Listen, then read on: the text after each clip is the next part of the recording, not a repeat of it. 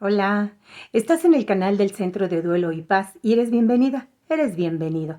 Te queremos pedir que te suscribas, como siempre te lo pedimos, porque nos ayudas a crear más contenido, porque nos ayudas a que hagamos una comunidad tanatológica más grande. Hoy te queremos hablar de un tema particular. Te queremos hablar de la cartografía de la pérdida. ¿Y qué es esto? Bueno, primero pensemos en qué viene a nuestra mente cuando escuchamos la palabra cartografía. Pues bien, lo asociamos a la geografía, a los mapas, las carreteras, todo esto que los expertos en esos temas de geografía utilizan. Pues bien, Alba Payás, esta tanatóloga psiquiatra española que ya me has escuchado hablar de ella, nos regala esta magnífica herramienta, su cartografía de la pérdida. Entonces, si nosotros llevamos la palabra cartografía a la pérdida, podemos observar, podemos imaginar cómo Alba Payás nos crea esta herramienta para que todas y todos podamos utilizarla. ¿Y de qué se trata? Alba Payás nos dice, existe, se presenta, se vive una pérdida principal, que es por la que la persona pide ayuda.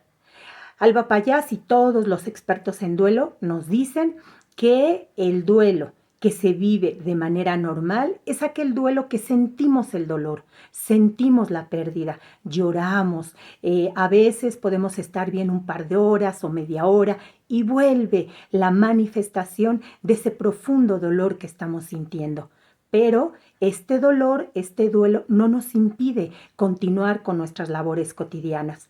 Sin embargo, cuando ese dolor nos impide llevar a los niños a la escuela, realizar las actividades en casa, ir a trabajar, a asearnos, ya no disfrutamos de las actividades que antes de la pérdida eran para nosotras y nosotros importantes, esto es señal de que el duelo se está complicando. Y es, nos dice Alba Payás, cuando las personas solicitan ayuda de una tanatóloga, de un tanatólogo. Eso es la pérdida principal. Pero en esta herramienta cartografía de la pérdida, Alba Payás nos dice que con la pérdida principal puede haber pérdidas secundarias que pueden o no convertirse en la pérdida principal. Y también nos dice Alba Payás, a la par de esta pérdida principal, esta pérdida secundaria, puede haber pérdidas concurrentes, que pareciera los mexicanos que somos muy dados a hablar con refranes, dicen, no veo lo duro sino lo tupido, es decir, una pérdida tras otra tras otra. Pueden ser del mismo tipo o de diferente índole, pero se van presentando pérdida tras pérdida tras pérdida.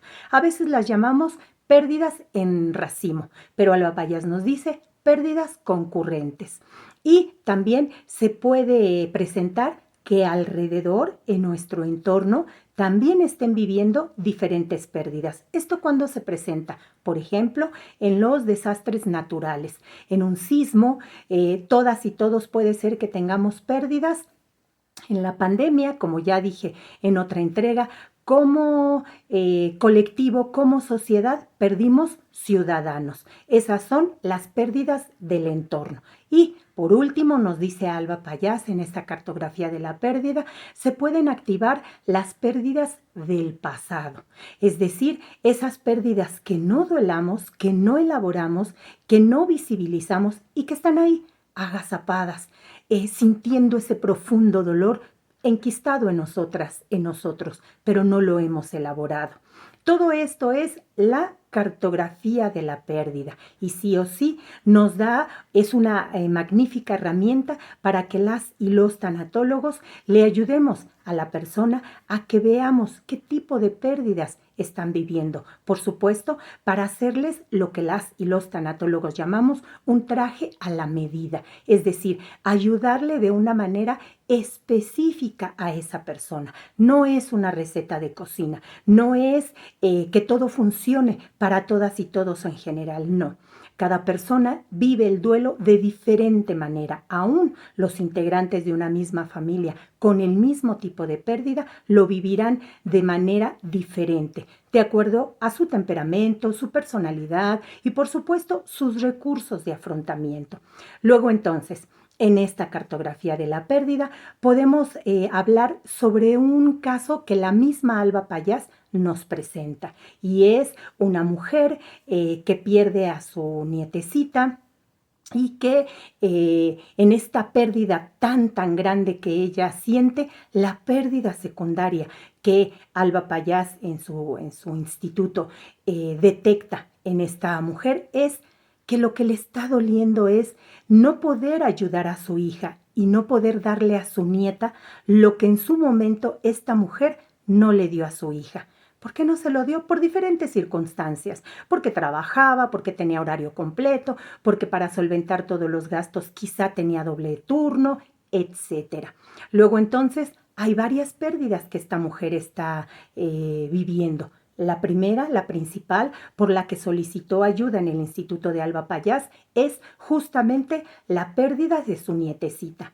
Sin embargo, y a través de este proceso tanatoterapéutico, esta mujer detecta que la pérdida secundaria es esa imposibilidad ya de poder ayudar a su hija, a la mamá de esta nietecita, a formar, criar y guiar a esta nietecita. Y esa pérdida secundaria se puede convertir en la pérdida principal, porque no solo está viviendo una pérdida del presente, está viviendo la pérdida de las expectativas, de ser una prácticamente segunda madre para esta nietecita que perdió. ¿Se fijan cómo la pérdida secundaria es igual de importante que la pérdida principal? De acuerdo a la cartografía de la pérdida de Alba Payás. ¿Y cuáles son las pérdidas concurrentes que, siguiendo con este caso, puede haber? Bueno, pues resulta que en su familia, por esta pérdida, su hija, la mamá de su nietecita, obviamente está viviendo un duelo fortísimo y se da un tipo de rompimiento que, por supuesto, a través del proceso tanatoterapéutico, después pueden volverse a relacionar amorosamente. Pero al principio eso es una pérdida concurrente. ¿Y cuáles son las pérdidas del entorno? Bueno, en esta familia donde hubo esta pérdida de esta pequeñita, cada quien reaccionó de diferente manera y cada quien tuvo esa pérdida. Y las pérdidas activadas del pasado de esta mujer son justamente el sentimiento de dolor que esta mujer tiene porque en su momento, como ya dije, no pudo atender a su hija como ella hubiera querido.